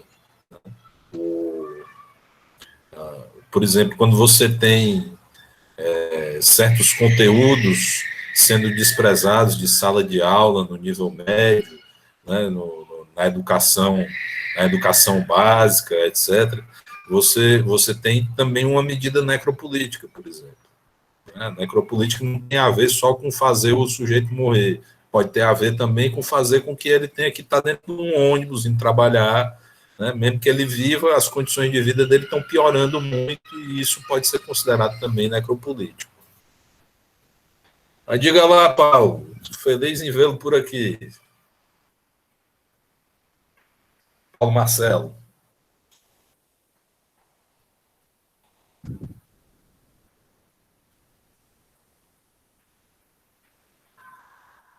Não, levantou a mão sem querer.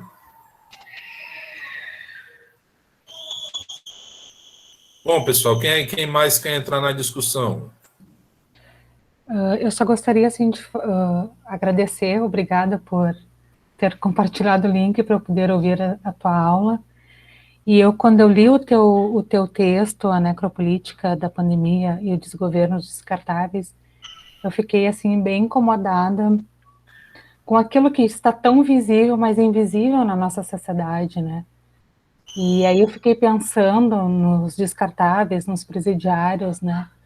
Então, aqui no Rio Grande do Sul, em Porto Alegre, nós temos o nosso presídio central, aonde que os presidiários, eles têm um pacto com o Estado, né, e com o Judiciário, aonde cada um fica no seu lugar, e tá tudo bem vamos dizer, para o sistema carcerário não explodir e não invadir as bolhas, né, dos brancos de Porto Alegre. Então, eu fiquei pensando nessa população que ninguém vê, que ninguém quer ver, e que parece que a pandemia só deixou ainda mais descartável, né? E eu também fiquei pensando nas pessoas agora, na aula, quando tu falavas, eu fiquei pensando nos etilistas, né? Então, as pessoas que têm essa dificuldade com o consumo de álcool, eu fiquei me perguntando como que foi feito esse olhar para essas pessoas com uso em relação ao álcool gel, né? Se a gente sabe, assim, muitas vezes dentro da clínica, as pessoas têm que se retirar tudo que tem componente alcoólico, porque as pessoas chegam num estado, assim, de consumir esses outros produtos que não sejam esses álcools de bebida que a gente compra, né? Então, assim, obrigada, porque o teu texto é incrível.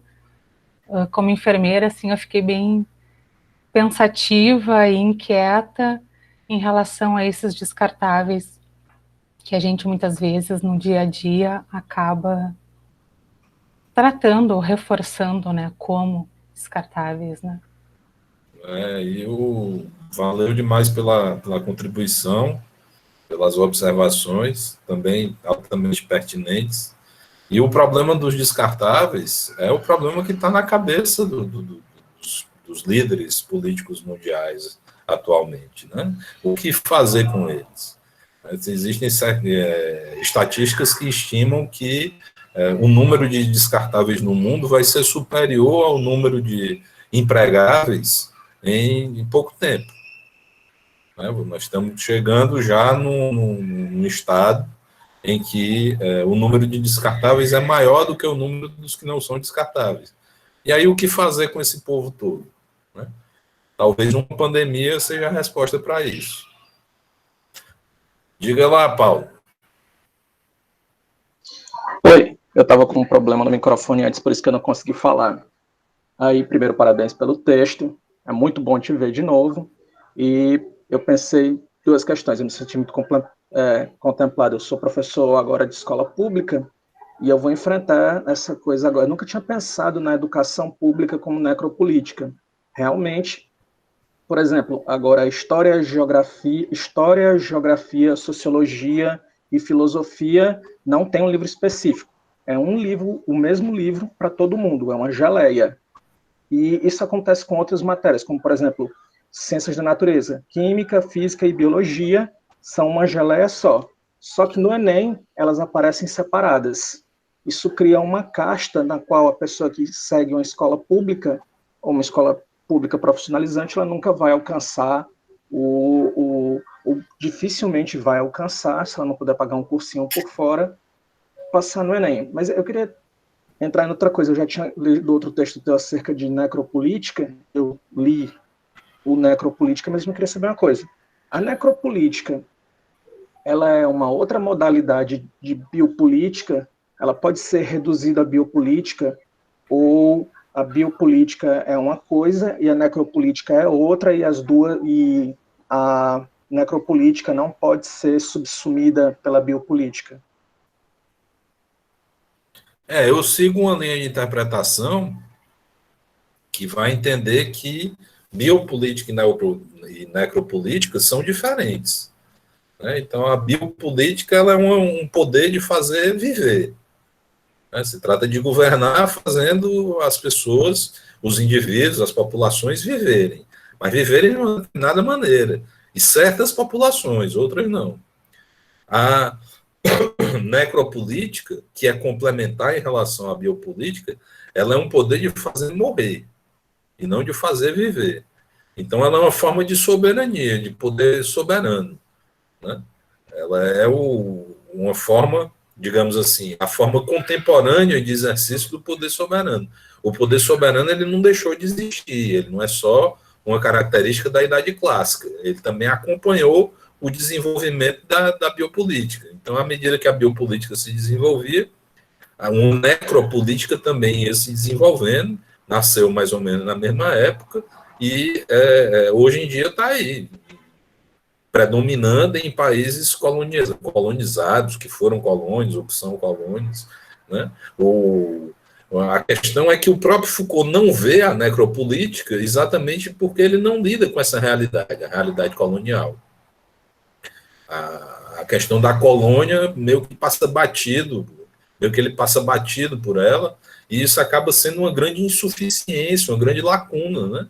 O esquecimento da diferença colonial marca muitos dos grandes autores, até mesmo Marx, né? Marx, Foucault e outros, né? Eles, de certa forma, esqueceram ou menosprezaram essa questão, que é a questão colonial. A partir do momento em que pessoas intelectuais que vêm das colônias, que são das colônias, começam a refletir, é que essa questão começa a vir à tona de novo e a necropolítica começa a ser discutida novamente.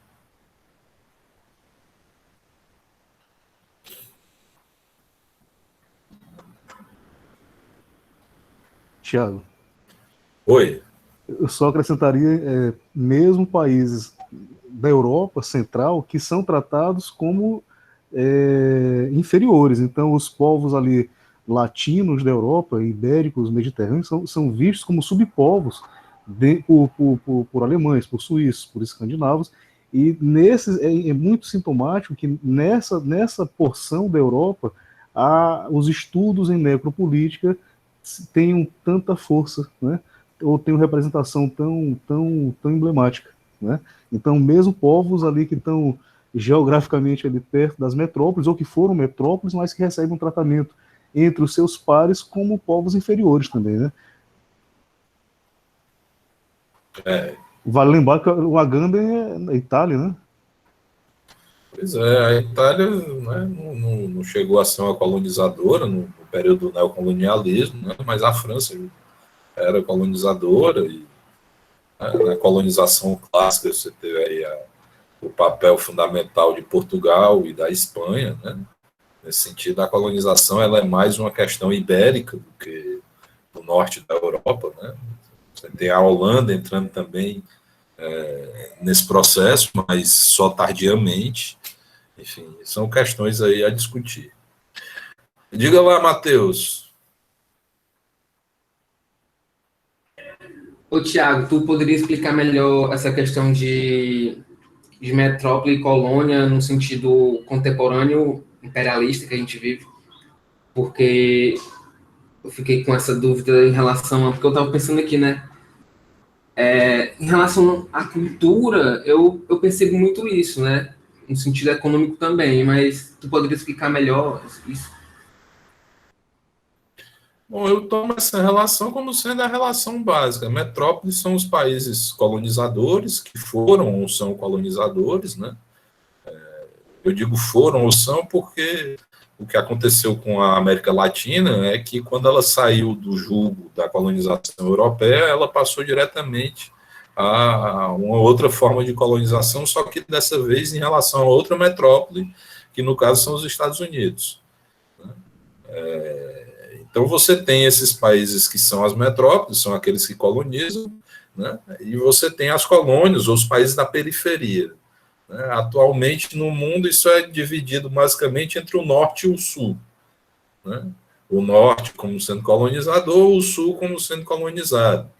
Embora tenha toda a Ásia aí para se considerar também como alvo do processo colonizador.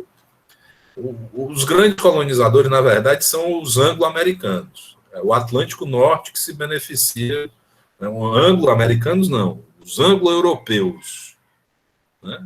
A Europa de um lado e Estados Unidos do outro são os grandes beneficiários do processo colonizador, né? e podem ser chamados de metrópole, né? A periferia ou as colônias são basicamente os outros países. Bom, não sei se mais alguém quer falar alguma coisa.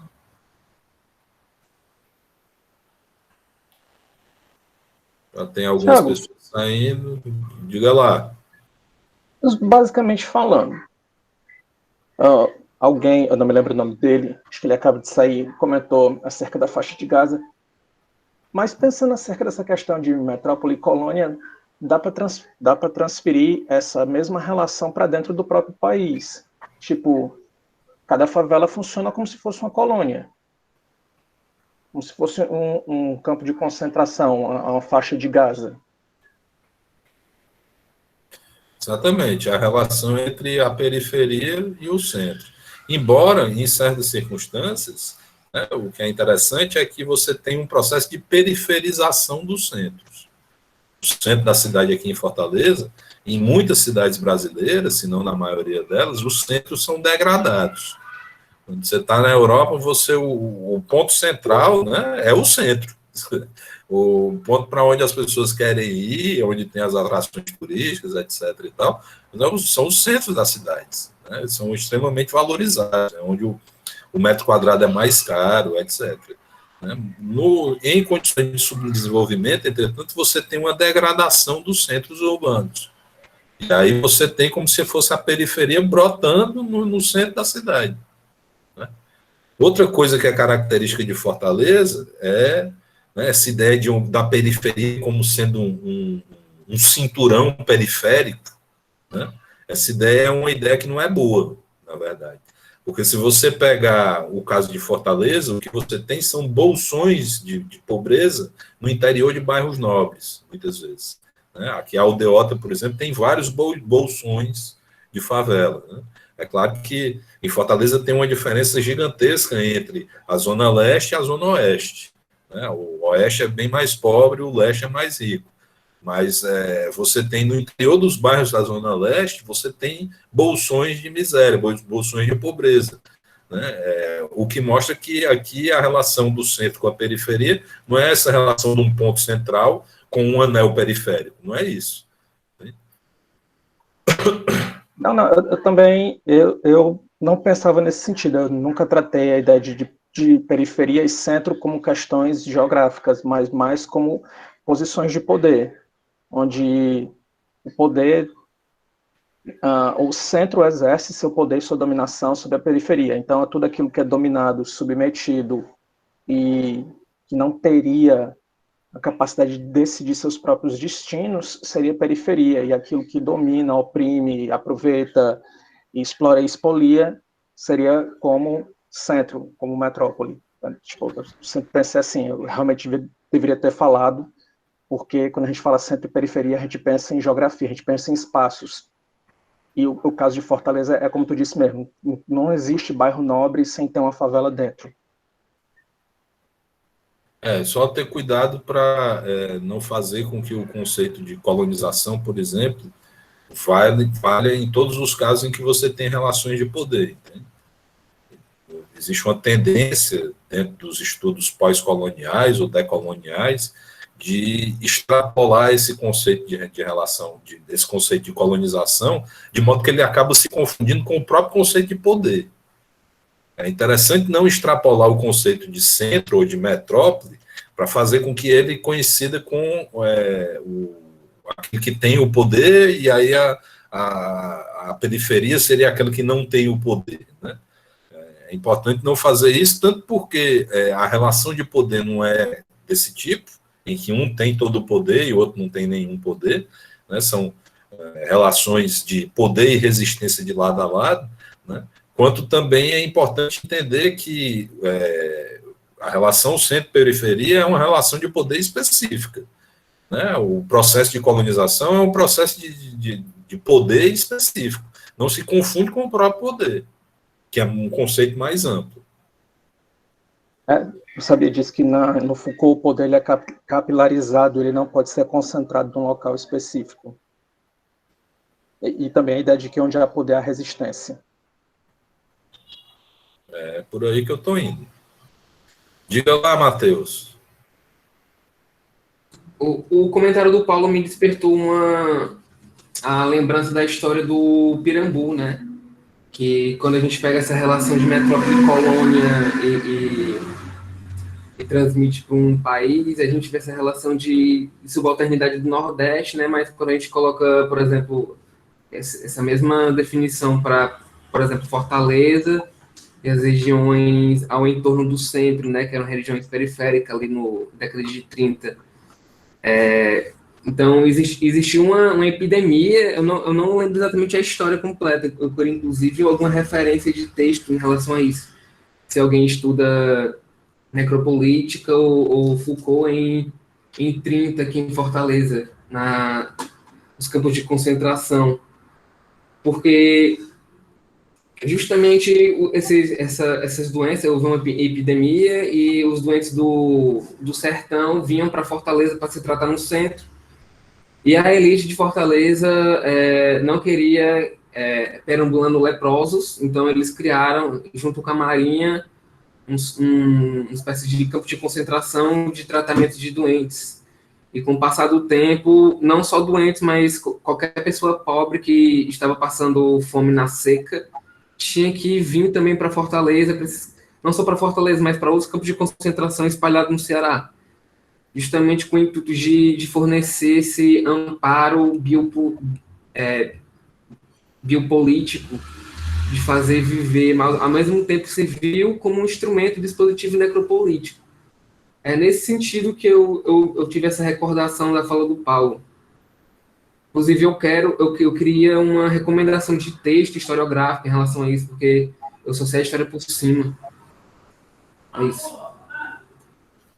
Bom, sobre a questão dos campos de concentração aqui no Ceará, né, os flagelados da seca, e todo esse processo que ocorre já a partir do final do século XIX, eu não saberia te indicar uma referência mais específica. Eu tenho amigos, né, uma amiga em particular, que trabalha com esse tema. Depois eu posso perguntar a ela e te dar uma indicação. Agora, no Foucault, onde você vai encontrar um tratamento dessa questão, não relativo ao Ceará, obviamente, mas relativo ao contexto europeu, né, e que pode ser interessante para você de utilizar um pouco as ferramentas que o Foucault usa ali, exatamente no Segurança, Território e População, na primeira aula, onde ele trata da pandemia de varíola, né, a epidemia de varíola e o processo de vacinação, que foi utilizado para combater essa pandemia, essa epidemia, melhor dizendo, no contexto lá europeu. Então, Segurança, Território e População, primeira aula. Bom, meus amigos, acho que com isso a gente pode se despedir, chegar ao fim. Eu desejo a vocês uma boa noite pela participação aqui e espero reencontrá-los em breve, né? Vou só aqui encerrar a ligação, melhor dizendo, a gravação. E aí a gente pode se despedir com calma.